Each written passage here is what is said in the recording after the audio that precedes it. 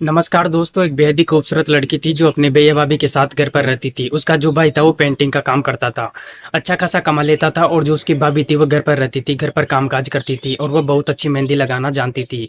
जिसके चलते गांव के बहुत सारे लोग उसे विवाह में जो है बुला करके जाते थे मेहंदी लगवाने के लिए, जिसके बदले में उसे पैसे भी देते थे। और जो उसका भाई था उसको एक बुरी आदत थी, जब भी वो शाम के समय में काम से जो है वापस घर पर लौटता था तो रास्ते में ठेके पर जाकर जो है कॉफी पी लेता था, काफी दारू वारू नशे करता था। उसके बाद जब रात होती थी तो घर पर आता था और आते साथ ही बगैर खाए वो अपने कमरे में सो जाता था। फिर दोस्तों इसी तरह से एक दिन की बात है, जो लड़की थी उसकी भाभी बगल वाले गांव में मेहंदी लगाने के लिए चली जाती है। तो दोस्तों जो लड़की थी वो अपने भाभी की साड़ी पहन कर लेती है और पहनने के बाद दोस्तों एक ही कमरे में गहरी नींद में सो जाती है। तब तक काफी रात होती है। जब रात हो जाती है तो उसका भाई जो था वह खा पी कर चला आता है। जब आता है तो दोस्तों वो नशे की हालत में अपनी भाई पत्नी को जो है समझ कर बहन को हिलाने लगता है। उसके बाद जब बहन की नींद खुलती है तो वह क्या करती है, यदि आप लोगों को जो है इस कहानी के पूरे घटनाक्रम के विषय में जानना हो तो जो है दोस्तों आप मेरे साथ बने रहिएगा। तो नमस्कार दोस्तों, एक छोटा सा गांव था। उस गांव में एक बेहद ही खूबसूरत लड़की जिसका नाम सरिता था अपने भैया भाभी के साथ रह रही थी। जो सरिता का भाई था उसका नाम विवेक था। विवेक गांव में ही पेंटिंग का काम करता था।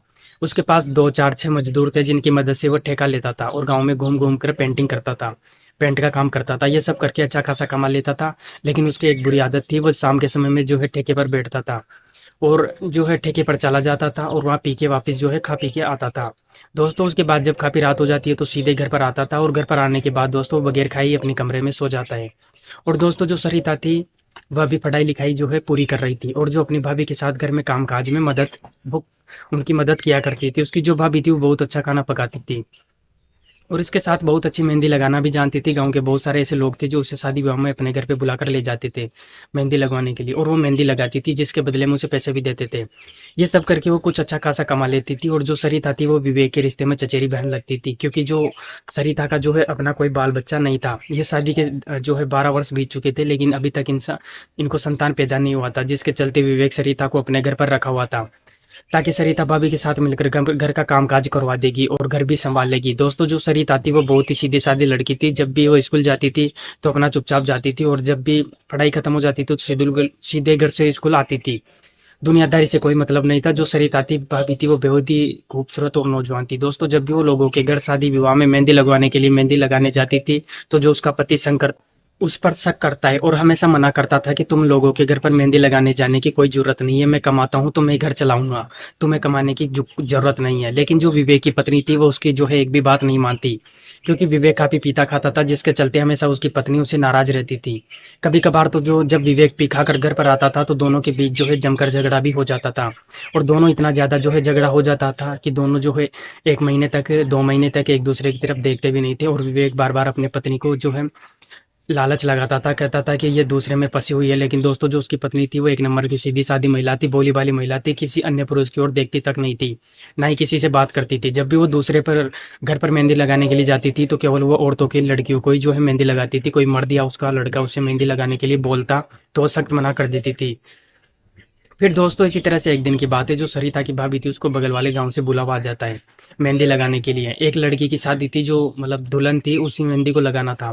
तो जो सरिता की भाभी थी वो पहले उन लोगों को मना करती है, कहती है कि मैं नहीं जाऊँगी क्योंकि जो मेरा पति है वो मुझे मना करता है। यदि मैं चली जाऊँगी तो जो है मुझसे झगड़ा करेगा। उसके बाद जो लोग उसे बुलाने के लिए आए हैं तो वे लोग कहने लगते हैं कि अरे ऐसा कैसा होगा, एक तो तुम ही हो जो बहुत अच्छी मेहंदी लगाना जानती हो और तुम गाँव में काफ़ी लोकप्रिय भी हो, तुम्हारा नाम बहुत दूर-दूर तक है। सभी लोग कहते हैं कि वह बहुत अच्छी मेहंदी जो है लगाती है। यदि तुम आज नहीं जाओगी तो जो दुल्हन है वो बेचारी नाराज़ हो जाएगी, उसे दूसरे के घर जाना है, इसलिए तुम्हें उसकी दिल नहीं तोड़ना चाहिए। तुम चलकर उसको मेहंदी लगा दो, हम लोग रात को होने के बाद तुमको घर पहुँचा देंगे, तुम्हारा काम खत्म हो जाएगा। उसके बाद दोस्तों जो सरिता की भाभी थी, वह ना चाहते हुए भी उन लोगों के साथ चली जाती है मेहंदी लगाने के लिए। उसके बाद दोस्तों जो सरिता थी उसके जाने पर वो नहाने के लिए चली जाती है। जब नहाकर अपने कमरे में आती है तो देखती है कि उसे पहनने के लिए कोई कपड़ा नहीं है, क्योंकि उसके पास वो अपना सारा कपड़ा धोकर सूखने के लिए जो है छत पर डाल रखी थी। उसके बाद दोस्तों वो सोचने लगती है कि अब मैं क्या। फिर दोस्तों वो अपने भाभी के कमरे में जाती है और जाने के बाद उसकी एक साड़ी लपेट लेती है और उसके बिस्तर पर लेट जाती है। तब तक उसे जो है नींद आ जाती है और वो गहरी नींद में सो जाती है। उसके बाद रात हो जाती है। रात होती है तो जो सरिता का भाई था वो पी खाकर जो है घर पर आता है। दोस्तों मालूम नहीं था कि जो उसकी पत्नी है वो मेहंदी लगाने के लिए बगल वाले गांव में गई हुई है।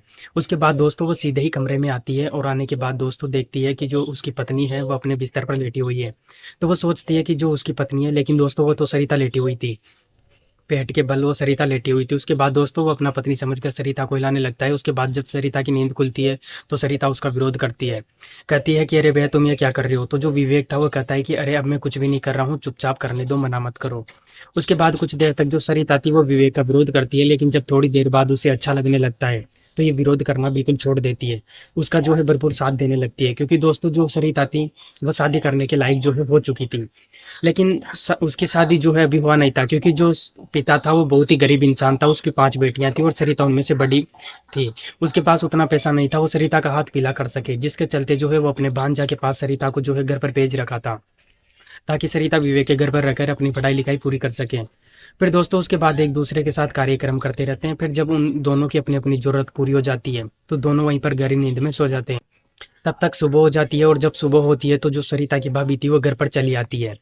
और आने के बाद दोस्तों उन दोनों को गहरी नींद में सोते हुए एक जगह पर देख लेती है। तो देखने के बाद वो सब कुछ समझ जाती है कि जो उसका पति है विवेक, वो जो उसकी ननद सरिता है, दोनों रात में ऐसा खेल खेलते हैं। फिर दोस्तों उन दोनों को जगाती है। जब सरिता नींद खुलती है और उससे इस बात का एहसास होता है कि उसको गलत किया है, तो दोस्तों वो शर्म से अपना सर झुका लेती है। जो सरिता थी वह भी अपना पति के सामने देखकर शर्म से झुका लेती है। दोस्तों उसके बाद दोस्तों जो सरिता की भाभी थी वह उन दोनों को पूछने लगती है कि बताओ तुम दोनों मेरी गैर हाजिरी में क्या क्या किए हो और क्यों किए हो। तो उसके बाद दोस्तों जो उसका पति था वो बताता है कि मैं तो जो है खा पी कर आया था, लेकिन सरिता को तो जो है होश है, इसे मना करना चाहिए था, लेकिन खाने पीने के क्रम में मुझसे ये गलती हुई, कोई मैं जानबूझकर ये गलती नहीं किया। इसके बाद दोस्तों जो सरिता थी वो अपनी भाभी को जो है अपनी गलती के बारे में बताती है, कहती है कि भाभी मैं तो जो है भैया को बहुत मना की थी, लेकिन जो भैया थे वो नशे में जो है क्या कर रहे थे खुद उनको भी मालूम नहीं था। बाद में मुझे जो है अच्छा लगने लगा तो मैं भी इनका साथ देने लगी। अब तो गलती हो गई। सरिता की भाभी थी वो कहती है कि देखो घर का जो है ये बात है, यदि घर में ही रहेगा तो ठीक है, यदि ये बात गलती से बाहर चली जाती है तो हम लोगों की काफ़ी बदनामी हो जाएगी और जो है हम लोगों के नज़र में जो है झुक जाएंगे। तो वो सारी बात सरिता को बताती है और कुछ पैसे भी देती है अपने जो है तरफ से, और कहती है कि आप इसे अपने साथ घर ले जाइए और घर ले जाने के बाद कोई अच्छा सा लड़का देख के इसकी फ़ौरन शादी कीजिए। इसके बाद दोस्तों सरिता को घर ले जाया जाता है और वहाँ पर दोस्तों को एक अच्छा सा लड़का देखकर उसकी शादी कर दी जाती है। शादी के तुरंत करवा देते हैं। उसके बाद सरिता अपने पति के साथ घर पर चली जाती है, ऐसी खुशी से वो रहने लगती है और जो भी उसकी ज़रूरत थी वो अपनी पति पूरा करता लगता है। इधर जो विवेक था इस घटना के बाद से बिल्कुल सुधर चुक जाता है। दोस्तों वो खाना पीना खाकर एकदम बंद कर देता है, चुपचाप काम पर जाता था और काम से वापस घर आता था। इसके बीच में वो कहीं नहीं रुकता, सीधे घर और घर से सीधे कंपनी या वो पेंटिंग का काम। वह खाता पीता था और पत्नी के साथ आराम से सो जाता था। दोस्तों आज की जो कहानी थी यहीं तक थी। दोस्तों इस कहानी को सुनाने का मेरा उद्देश्य किसी का दिल दुखाना नहीं था, आप लोगों को सतर्क और जागरूक करना था। मिलते हैं दोस्तों किसी ऐसी कहानी के साथ, तब तक के लिए दोस्तों जय हिंद, वंदे मातरम।